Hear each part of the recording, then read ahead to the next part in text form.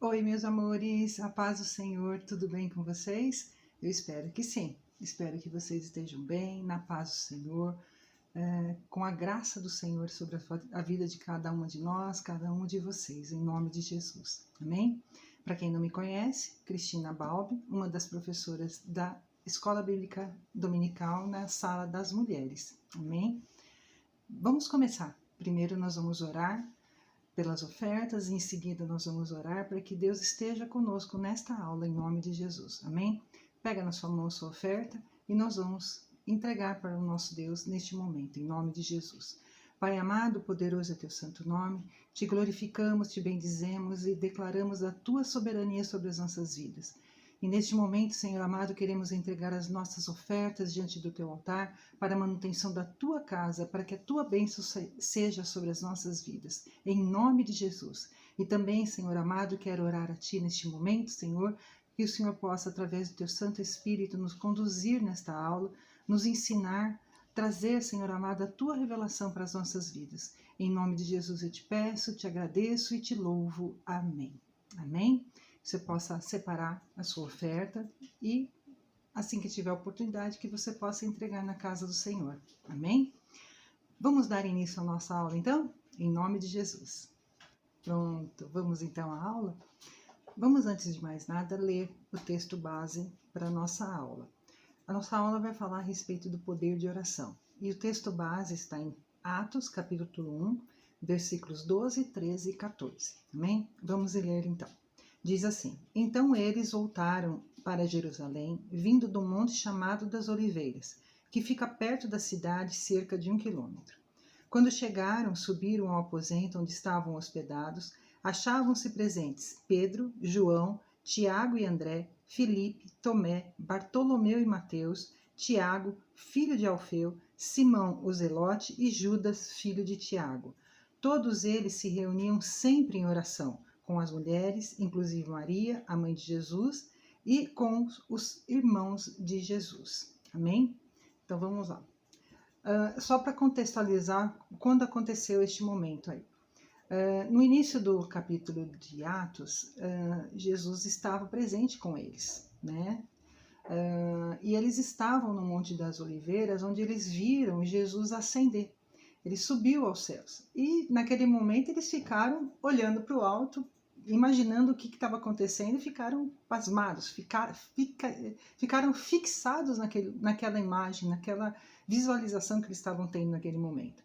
E apareceram dois varões, provavelmente anjos do Senhor, provavelmente não, com certeza anjos do Senhor, e falando, né, algo para ele. Falou: por que vocês estão aí, olhando para o alto? Isso está lá em Atos 1:11, diz assim, os dois varões.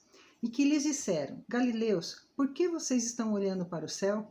Este mesmo Jesus que dentre vós foi elevado ao céu, voltará da mesma forma como o viram subir. Olha que maravilha, né? Eles estavam ali juntos com Jesus. Lembre-se que depois do domingo de ressurreição, Jesus ele foi aparecendo aos poucos para 12, para 500, foi aparecendo, teve várias aparições depois de ressurreto nesses 40 dias antes de ele ser ascendido aos céus. E assunto ascendido, sempre faço confusão com esses nomes, mas o fato é que ele foi elevado aos céus. E eles ficaram, né, o restante dos dias, né, 40 dias depois, Jesus foi elevado aos céus, e faltavam ainda 10 dias para acontecer o dia de Pentecostes, a festa dos Pentecostes. Lembra que a gente falou a respeito disso na aula passada? Que Jesus, ele permitiu, né, quando ele subiu, ele falou que o Espírito Santo ia descer sobre eles. No dia de Pentecostes foi isso que aconteceu. Então, no dia que os judeus comemoravam o Pentecoste, né, que era a festa da primavera, da colheita, o Espírito Santo desceu até eles. E nesse tempo que eles voltaram, né, que eles saíram do Monte das Oliveiras e voltaram para Jerusalém, eles estavam numa casa, reunidos numa casa, e nessa casa tinha um lugar, uma varanda que chamava-se cenáculo, e eles estavam naquele lugar, orando a Deus, fazendo tudo o que eles tinham que fazer, se reunindo sempre em oração. A Bíblia não declara se eles permaneceram todo o tempo lá, mas fala que eles se reuniam em oração. Então a gente não sabe quantas vezes eles se reuniam, pelo menos 3 vezes ao dia, de manhã, tarde e à noite, né, na hora do almoço, perto do final da tarde. A gente não sabe exatamente quantas vezes oraram, mas certamente eles se reuniam para orar. E eles estavam ali naquele lugar. E enquanto eles estavam ali, eles também escolheram a Matias, o novo discípulo, para ficar no lugar de Judas, aquele que tinha traído Jesus, que se matou e tudo mais. A gente conhece um pouco da história. E eles estavam ali esperando, obedecendo a ordem de Jesus de permanecer em Jerusalém até que do alto fosse derramado sobre eles o Espírito Santo. Eles não sabiam muito bem o que era isso, então eles estavam obedecendo meio que às cegas, né? Esperando. Hoje a gente sabe o que é o Espírito Santo, mas neles tiveram pouco tempo, vamos dizer assim, de aprendizado com Jesus. Eles tiveram apenas 3 anos e pouco junto com Jesus. Então eles sabiam o que era, mas não tinham experimentado ainda. Isso ia acontecer no dia de Pentecoste. O que acontece? Eles, de todos os discípulos que tinham, por volta de 500 discípulos, apenas 120 estavam reunidos naquele lugar e só 120 estavam na hora certa e no lugar certo para receber o Espírito Santo. Foi bênção pura, porque eles não imaginavam, eles não sabiam direito o que era, e a gente sabe da história, né? Que eles receberam o Espírito Santo, a gente já conversou com respeito disso, que eles receberam o Espírito Santo e foi visto como línguas repartidas de fogo sobre a cabeça deles, e foi tremendo aquela situação em que a gente almeja a cada dia estar na presença do Senhor através do Espírito Santo dele, em nome de Jesus. Eles estavam naquele momento, estavam esperando a descida do Espírito Santo, e nós sabemos que somente através do Espírito Santo é que a igreja ela tem condições de fazer a obra do Senhor. Somente no momento que nós recebemos o Espírito Santo, que nós recebemos a capacitação para fazer a obra, para estar na presença do Senhor, para fazer aquilo que Ele pede para nós fazermos, a cumprir a vontade do Senhor sobre as nossas vidas. O versículo que nós decoramos essa semana, que fica em João 14:12, ele declara algo para nós muito importante e que, como nós já decoramos, né? E eu vou ler com vocês, né? Vou falar esse versículo novamente, para que isso caia sobre as nossas vidas como uma verdade absoluta sobre nós. Diz assim, João 14:12: na verdade vos digo que aquele que crê em mim, também fará as obras que eu faço e as fará maiores do que estas, porque eu vou para o meu Pai. Olha que bênção, que grandiosidade. O Senhor disse para nós que através do Espírito Santo nós estávamos prontos para fazer obras maiores que as obras que Jesus fez.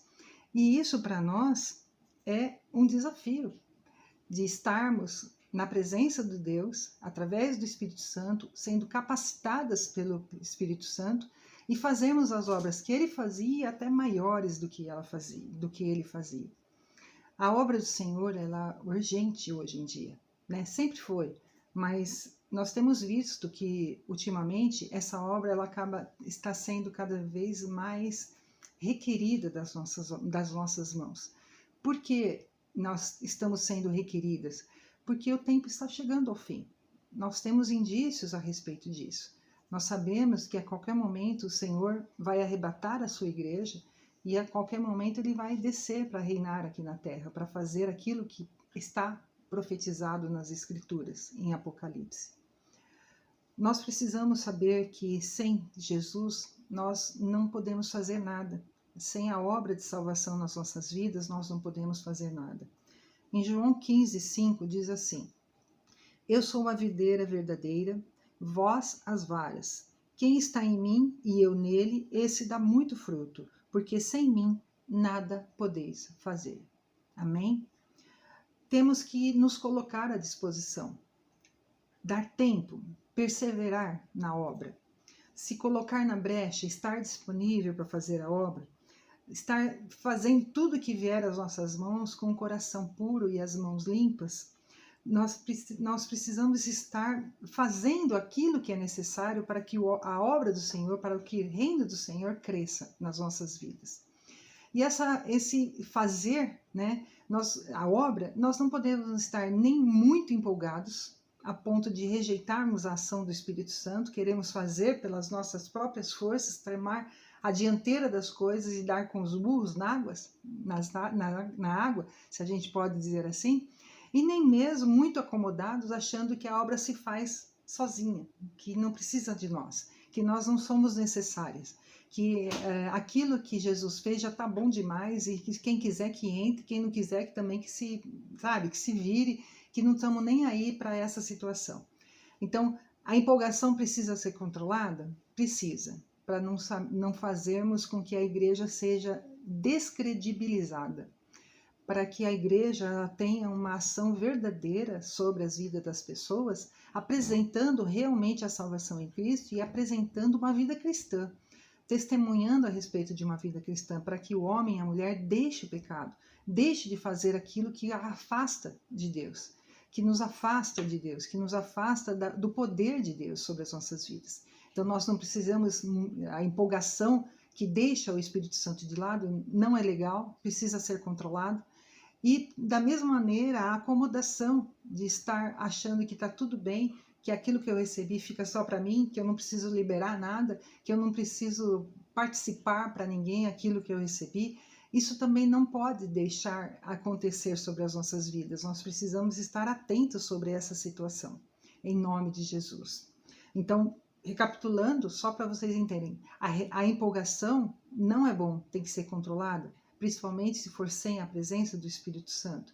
Mas a acomodação também tem que ser controlada, porque nós não precisamos liberar aquilo que recebemos, liberar a unção do Espírito Santo para fazer aquilo que Deus quer que façamos, em nome de Jesus. Amém? A oração, na realidade, foi instituída por Jesus. A oração sempre aconteceu, mas as pessoas oravam somente a Deus, e Deus ouvia sem o intermédio de Jesus. Hoje nós sabemos que nós precisamos orar em nome de Jesus para que a nossa oração seja aceita e seja ouvida. Por que essa precisa ser feita neste momento? Porque antes a pessoa orava a Deus pela lei. Então, se ela não tivesse pecado, se ela tivesse cumprido todos os 10 mandamentos, se ela estivesse totalmente reta na presença de Deus, como um sumo sacerdote, como um sacerdote, então ela orava e Deus ouvia. Hoje, para que nós possamos fazer com que Deus, né, se a gente pode dizer assim, ouça as nossas orações, nós precisamos orar em nome de Jesus, porque é a nova aliança. Lembra, a aliança anteriormente, no Velho Testamento, a aliança era pelas leis, hoje é pela salvação em Cristo. Nós temos esse novo método, se a gente pode dizer assim, de orar em nome de Jesus e Deus poder ouvir as nossas orações. E nós precisamos entender por que nós devemos orar. O pastor Hildo, no domingo, ele citou basicamente 3 razões para que a nossa oração seja feita e a nossa oração seja ouvida. 3 razões básicas de colocarmos a oração a Deus em nome de Jesus como prioridade nas nossas vidas. Nós precisamos entender estas coisas para que nós nos acheguemos a Deus prontos para orar, para entregar as nossas vidas, para interceder, para fazer aquilo que Deus quer que nós façamos que façamos através de nós, através do Espírito Santo, em nome de Jesus. Amém? A primeira razão para que possamos orar, ou por que devemos orar? A primeira razão é porque a oração que fazemos nos mantém na visão e na paixão pelo reino, por Deus. Deus, ele tem uma paixão, tem um amor sem igual pelo mundo e pela humanidade. E Jesus, quando ele esteve na Terra, durante o tempo que ele esteve na Terra, durante os 33 anos, e os 3 anos de ministério, né, em que ele, depois de batizado, começou a procurar, a angariar os seus discípulos e ensiná-los, ele fazia isto em constante oração. Ele fazia isso, logicamente, porque era o Filho de Deus e ele precisava fazer a obra que foi incumbido de fazer em obediência ao Pai.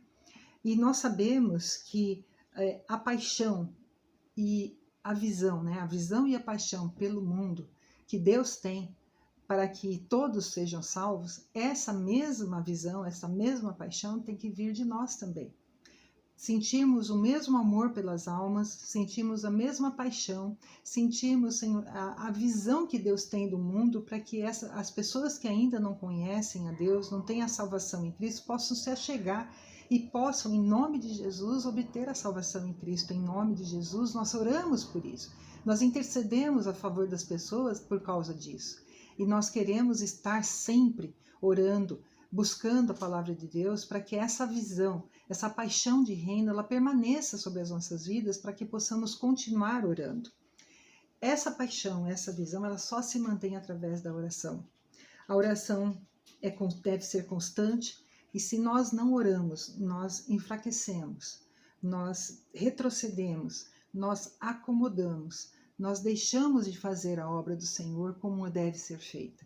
Nós não podemos, de hipótese nenhuma, deixarmos de orar, porque quem não ora não permanece. E eu creio que para que possamos permanecer na palavra de Deus, creio na palavra por causa disso, precisamos estar em constante oração, por nós, por aqueles que não conhecem, por aqueles que sofrem, por aqueles que precisam de cura, por aqueles que precisam de libertação, por aqueles que precisam de Deus, mesmo não sabendo que precisam de Deus na vida deles. E a gente tem orado através do Espírito Santo para que isso aconteça. A pregação de quarta-feira do pastor Rido, né, e a pastora Márcia também nos convocou para o relógio de oração, né, no próximo sábado, é orar mais. Será que eu preciso orar mais? Vou orar mais. Será que eu preciso ir mais aos cultos? Vou mais aos cultos. Será que eu preciso fazer o quê para permanecer mais tempo na presença do Senhor e ser mais edificada, ter um crescimento na presença do Senhor? É isso que precisamos fazer. Dar mais tempo ao nosso Deus. Então, a primeira razão para nós orarmos é para que a visão e a paixão do reino não se afaste de nós, para que possamos estar sempre na presença dele, orando, intercedendo, tendo a visão de Deus, tendo o sentimento de Deus sobre a humanidade, sobre o mundo, em nome de Jesus. O que nos leva à segunda razão pela qual nós temos que orar. Por que a oração é tão importante? A oração, ela tem o poder de mover o coração das pessoas. Então, toda vez que você intercede por alguém, a oração, ela move a mão do Senhor em direção a essa pessoa e essa pessoa se entrega ao Senhor Jesus. Porque nós precisamos dessa ferramenta poderosa de oração sobre as nossas vidas para que atinja outras pessoas. Então, a próxima razão, essa segunda razão pela qual nós devemos orar é porque move o coração das pessoas. Somente em oração, os olhos e os ouvidos das pessoas que gostamos, que amamos, que intercedemos, elas podem ser abertos, podem entender a salvação em Cristo, podem entender o amor de Deus sobre as nossas vidas. Temos que colocar isso em prioridade sobre as nossas vidas. Só que para que possamos permanecer em oração, o nosso coração ele tem que estar puro, tem que estar limpo, tem que estar sem pecado, para que possamos orar e sermos ouvidos na oração. A grande maioria das pessoas não tem a dimensão, nem mesmo os crentes, né? E eu posso até estar falando com alguém neste momento que talvez não entenda a dimensão que tem o poder da oração sobre nossas vidas, sobre a vida das pessoas, sobre situações. Nós sabemos que a oração é eficaz, que a oração do justo é eficaz, mas às vezes nós não compreendemos isso, nós não alcançamos a dimensão disso. Para vocês terem uma ideia, no Velho Testamento, no tabernáculo, somente o sumo sacerdote poderia entrar no Santo dos Santos para levar as petições do povo a Deus. Somente, e quando ele chegava lá, ele tinha todo um procedimento anterior.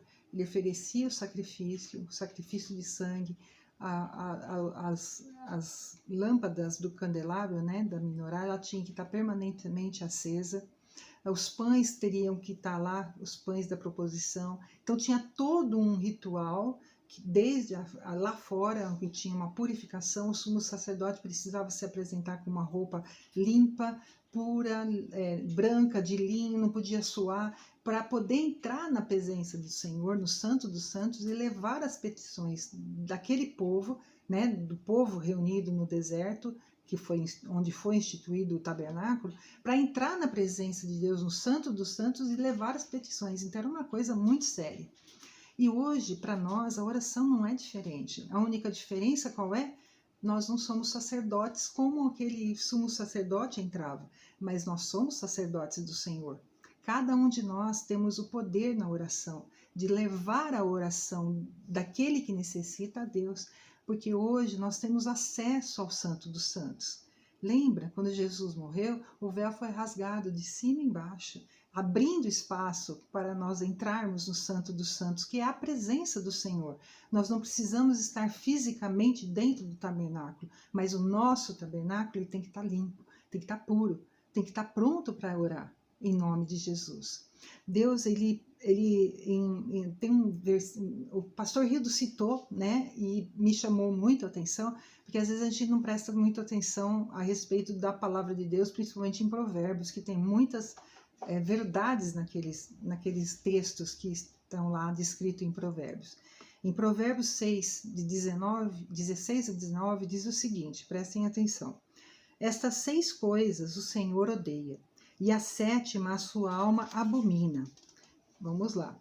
Olhos altivos, língua mentirosa, mãos que derramam sangue inocente, o coração que maquina pensamentos perversos, pés que se apressam em correr para o mal, a testemunha falsa que profere mentiras, e a pior delas que o Senhor abomina, o que semeia contenda entre irmãos. Prestamos atenção nisso? Nós precisamos estar cientes de que o Senhor, Ele olha para tudo isso daqui. E se por acaso nós estivermos num desses itens aqui, a oração que fazemos não bate nem no teto da nossa casa, quanto mais passar dele. Precisamos estar atentos a isso. E tem uma outra coisa que precisamos atentar a respeito da salvação, daqueles que Jesus apresenta a salvação em Jesus. Em João 6,44, a parte A desse versículo diz assim: ninguém pode vir a mim se o Pai que me enviou não o trouxer. Como é que o Senhor vai mandar alguém para Jesus se não for através das nossas orações, da nossa intercessão? Então, essas duas partes. Primeiro, você estar limpo, o seu tabernáculo estar em perfeito estado de conservação, em perfeito estado de apresentação para orar. E em segundo, para que essa oração seja ouvida pelo Pai e o Pai enviar para Jesus. Ninguém vai a Jesus se o Pai não o enviar. Essa é uma verdade que precisamos ter em nossas vidas continuamente, em nome de Jesus. O que nos leva à terceira razão. Por que devemos orar? Porque a oração tem que ser uma prioridade em nossas vidas.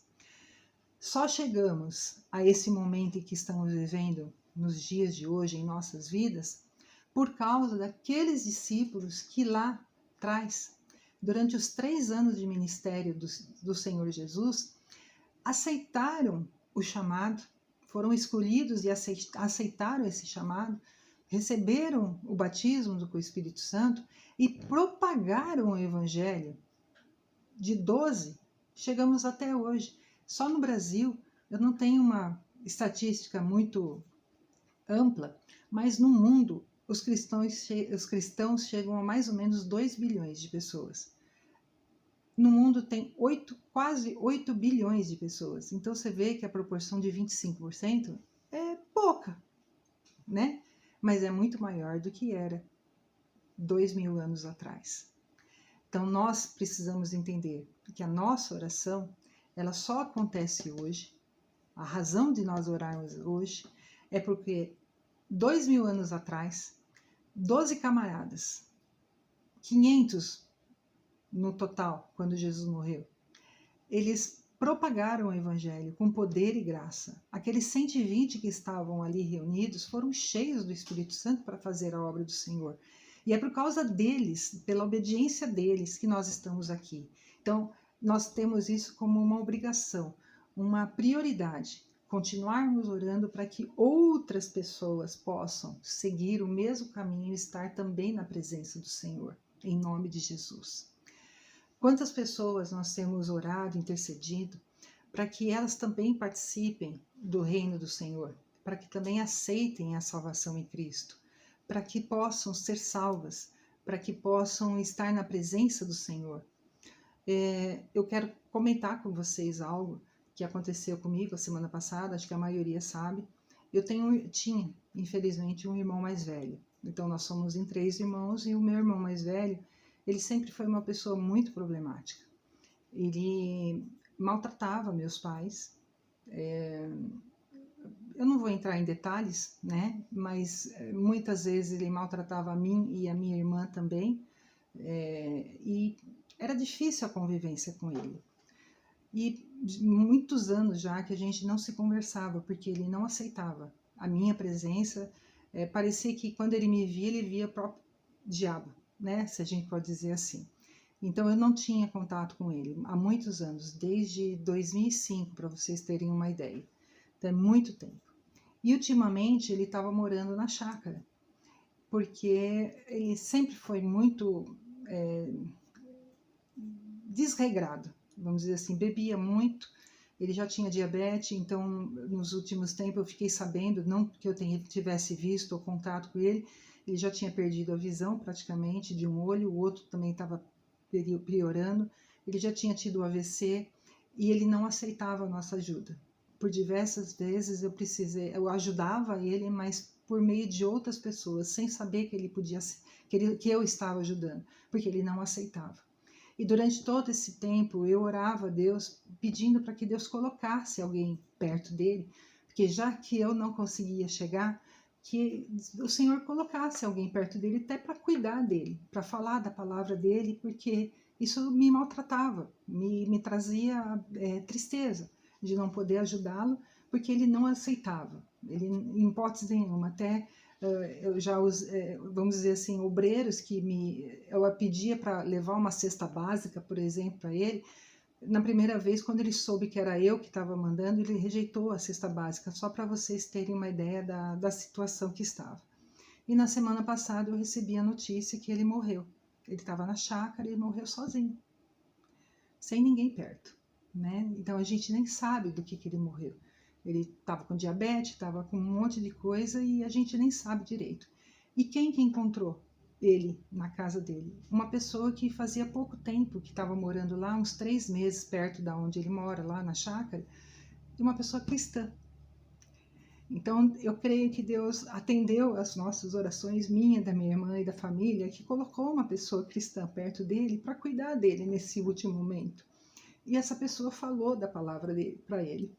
Então eu quero crer que ele possa ter aceitado a palavra do Senhor Jesus e se arrependido daquilo que ele fez, né, de maltratar pai, mãe, a minha irmã também, e que ele possa ter obtido a salvação em Cristo. Eu quero crer nisso, porque nós oramos para que Deus colocasse alguém perto dele e o Senhor fez isso. E essa pessoa nos ajudou em tudo, até, sabe, para chamar a polícia, porque teve que chamar a polícia para levar ele dali, a funerária e tudo mais, e até agora ele está nos ajudando para cuidar lá de tudo que está acontecendo lá na chácara. Então, é um testemunho que eu estou passando para você, que as nossas orações são ouvidas sim. Nós precisamos estar na presença do Senhor, clamando, mesmo que a gente não veja, assim, de pronto, né?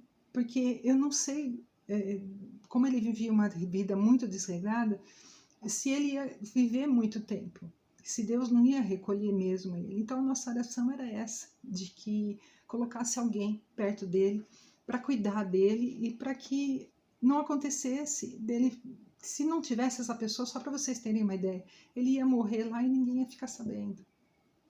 Então é uma coisa triste para nós, né? Então eu quero falar para vocês que o poder de Deus, a oração feita em nome de Jesus, ela tem resposta. Mesmo que não seja a que você espera, mesmo que não seja a que você pediu, porque Deus sabe o melhor que Ele tem para nós. Nós precisamos crer nisso em nome de Jesus. Amém? Vamos orar, vamos entregar a Deus essa lição, né? Essa aula da Escola Bíblica Dominical, pedindo a Deus que Ele trate com cada uma de nós, que possa encontrar em nós o templo de adoração, o tabernáculo santificado, para que a nossa oração seja ouvida e respondida em nome de Jesus. Abaixa a sua cabeça, vamos orar. Pai nosso, poderoso é teu santo nome, Senhor. Glorifico a Ti, glorifico o Teu santo nome, porque Tu és santo e bendito, e neste momento, ó Pai amado, quero pedir a Ti que a Tua graça, o Teu amor, a Tua santa bondade, Senhor, esteja sendo derramada sobre cada uma das nossas irmãs, ó Pai, que estão assistindo a esta aula, para que o Teu poder, a Tua graça, a Tua unção esteja sendo derramada sobre nós, em nome de Jesus. Que o Senhor possa estar achando graça diante dos Teus olhos de cada uma de nós, ouvir a nossa oração e que nós nos derramemos diante de Ti, para que a Tua palavra seja uma verdade nas nossas vidas e para que a Tua graça seja sobre as nossas vidas. Em nome de Jesus, eu Te louvo e Te agradeço. Amém, Senhor. Amém? Graças ao Senhor. Vamos então à lição de casa.